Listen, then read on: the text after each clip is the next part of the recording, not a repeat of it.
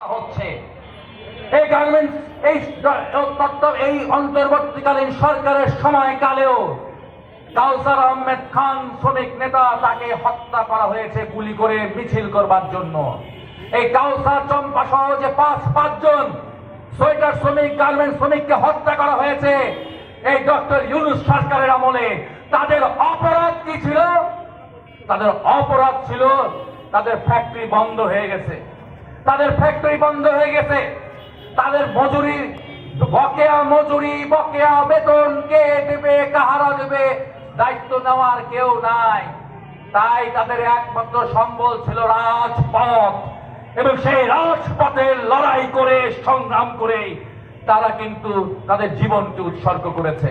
ফলে 1 মে আমাদের এই কমিউনিস্ট পার্টির এই কর্মসূচি থেকে আমরা সেই শহীদ গার্মেন্টস শ্রমিক কাউসার, যিনি গত বছর অক্টোবরে মারা গেছেন নভেম্বরে চম্পা খাতুন সহ অক্টোবর নভেম্বর ডিসেম্বরে মিলিয়ে যে পাঁচজন গার্মেন্টস শ্রমিক, তাদের স্মৃতির উদ্দেশ্যে আমরা শ্রদ্ধা জানাচ্ছি।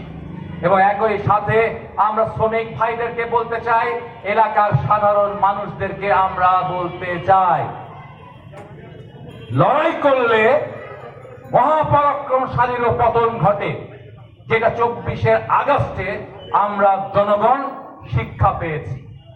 এবার এই শিক্ষাকে নিজেদের ভাগ্য বদলের জন্য কাজে লাগা, এই শিক্ষাটাকে আমরা কমিউনিস্ট পার্টি বলি।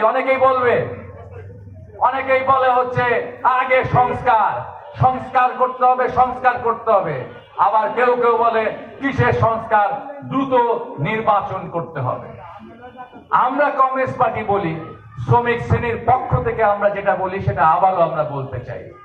আমরা বলতে চাই, আসল বদল হয় নাই, শুধু রেজিম চেঞ্জ হয়েছে, শুধুমাত্র শাসক দলের পরিবর্তন ঘটেছে, কিন্তু সিস্টেমের পরিবর্তন, ব্যবস্থার পরিবর্তন হয় নাই। এবং ওনারা, ওই মহাজনেরা যে সংস্কার করবেন, সেই সংস্কারেও শুধুমাত্র রাষ্ট্রের পোশাক বদল হবে, রাষ্ট্রের ব্যবস্থার বদল হবে না। তাহলে রাষ্ট্রের ব্যবস্থা বদল হবে কেমনে এবং কিভাবে রাষ্ট্রের ব্যবস্থা বদল হবে? রাষ্ট্রের ব্যবস্থা বদল করতে হলে 1 নম্বর যে বিষয়টা হচ্ছে, সেইটা হইতেছে তার শ্রেণীর চরিত্র বদল করতে হবে। অর্থাৎ এখন দেশ চালায় মহাজনেরা, এখন দেশ চালায় মালিকেরা। এই দেশ চালানোর শক্তির জায়গাটায় বদল করে শ্রমিক শ্রেণীর দায়িত্ব নিতে হবে। বলবেন এটা কেমনে সম্ভব? হ্যাঁ, এটাই সম্ভব। বাংলাদেশ তো চালায় শ্রমিকরাই। এই গার্মেন্টস শ্রমিকদের জন্য বাংলাদেশ টিকে আছে। কেন টিকে আছে? কারণ সবচেয়ে সস্তা শ্রম তারা পৃথিবীতে দেয়, এবং সেই কারণে যতই ট্যারিফ বাড়াক, যত কিছুই করুক সারা পৃথিবীতে, কিন্তু বাংলাদেশ সারা পৃথিবীর বুকে সেকেন্ড টেক্সটাইল সুপার